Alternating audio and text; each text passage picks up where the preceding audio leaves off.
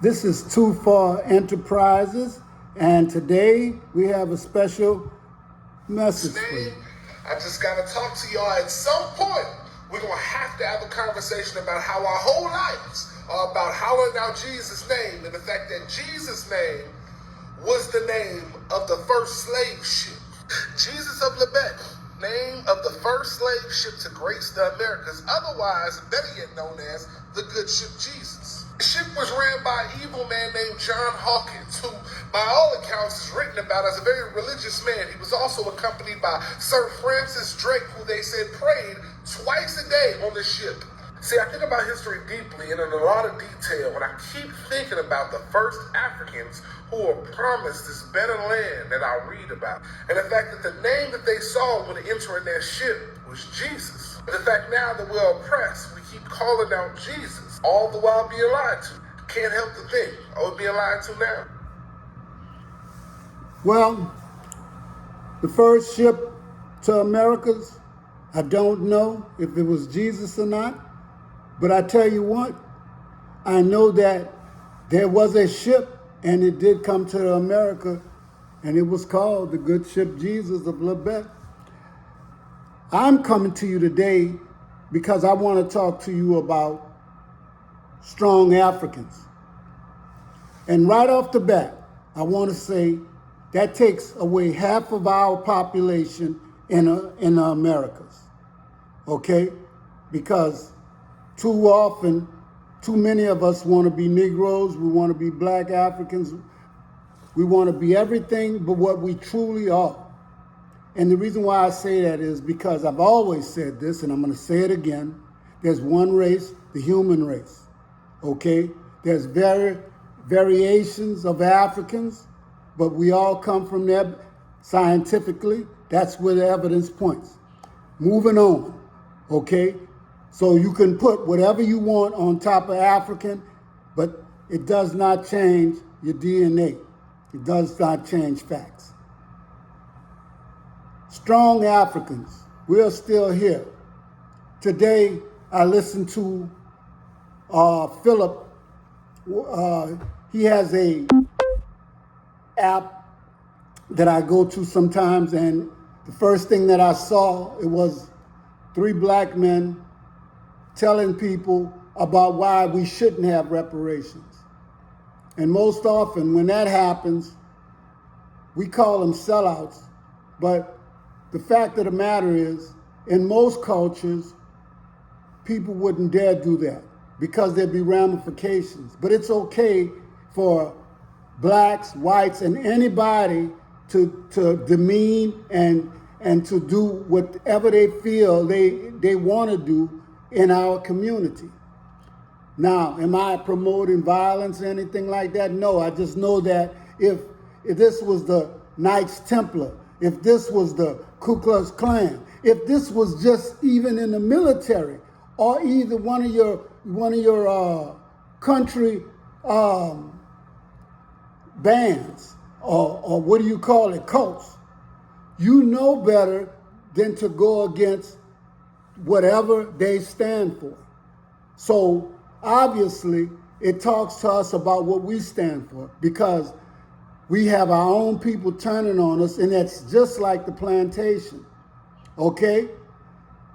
When you get a taste of wealth, you don't want anything to threaten that wealth, so therefore you go it alone. You don't have any community anymore, especially any kind of community allegiance. Now, I was paroling and I was trolling legal institutes this morning. And I'm going to tell you about Cornell Law School and its Legal Information Institute.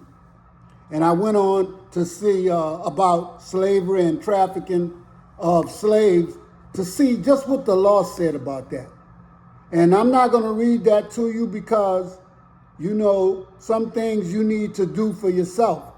But also, slavery and the slave trade, international humanitarian law databases, you can find a lot of information there.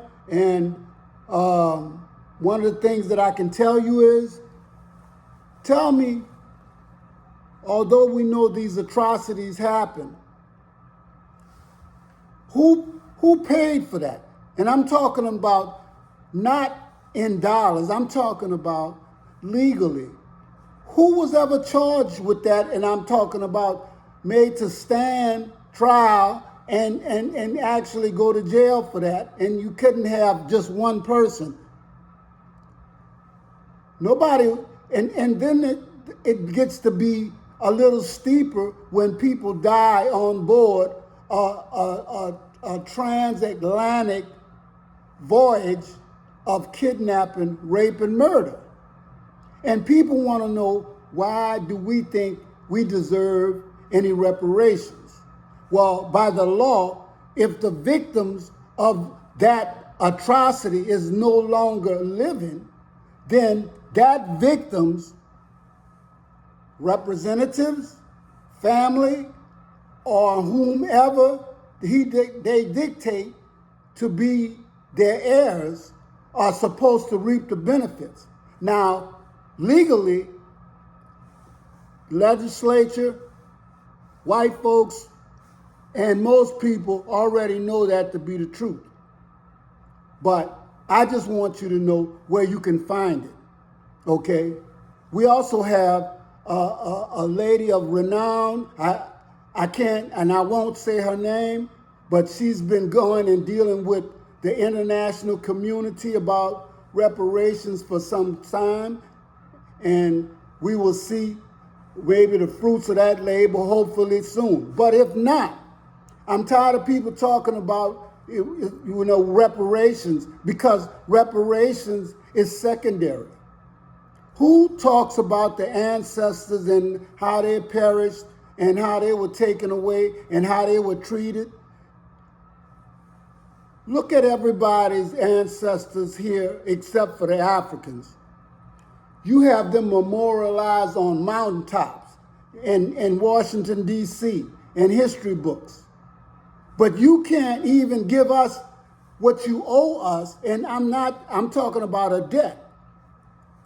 Let me tell you something.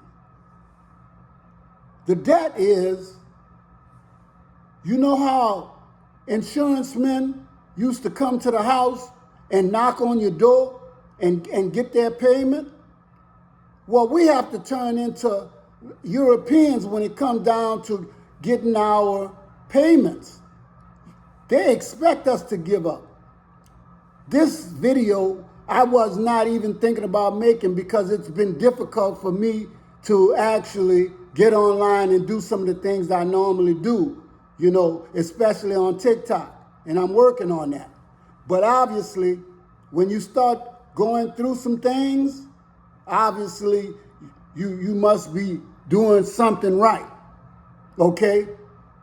And my job is not to come on here and talk about the whole population of America. My job is to streamline it to my community, the African community. And people talk a lot about they don't know where they're from and everything else. Choose where you're going to be from. Just eliminate the guesswork, eliminate the science. I choose to be from Africa, okay?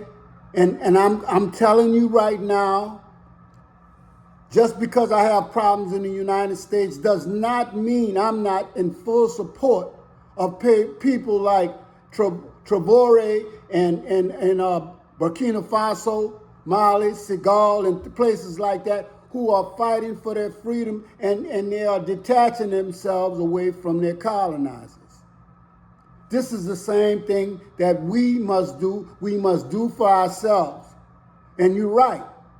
If we come to people talking about reparations, sometimes it sounds like we're begging. We should not have to ask for nothing. And at some point in time, you demand what you want, what you need, okay? And then you go ahead out there without waiting on them. You get together, you pool your resources together, and you do it yourself. A brother said that once, and I understood him. But do not, if a perpetrator comes in your house, you don't let him go. You understand? Too Far Enterprises. Thank you.